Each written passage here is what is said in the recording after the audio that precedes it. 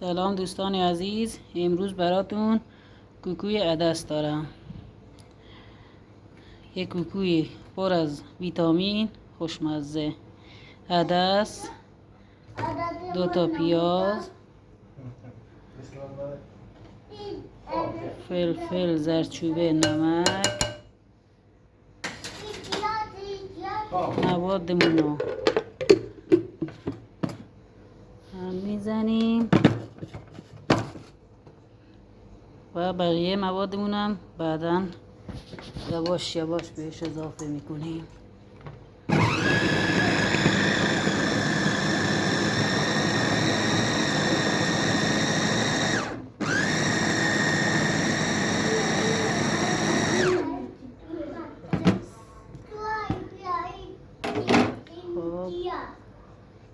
سبزی کوکو، سبزی 3 عدد تخم مرغ و آرد به اندازه‌ای که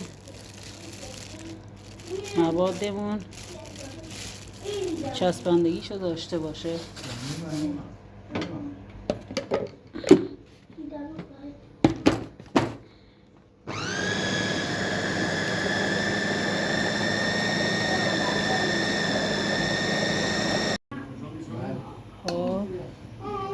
حالا مواد کوکوی عدسمون رو میذاریم واسه پختن.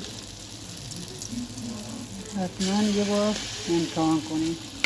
پر از آهن و ویتامینه، مخصوصا برای بچه ها که کمبود آهن دارن.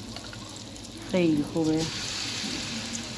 خودم بچم آهنش بدنش کم بود، رفتم دکتر به این پیشنهاد داد. همیشه همین رو درست میکنم، اونم خیلی دوست داره.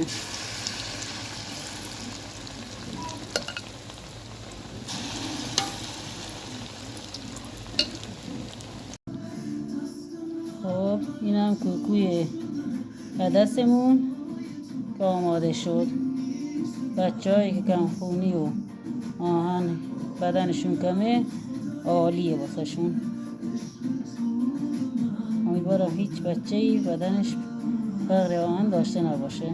من اینو واسه بچه‌م درست میکنم. نوشی جان.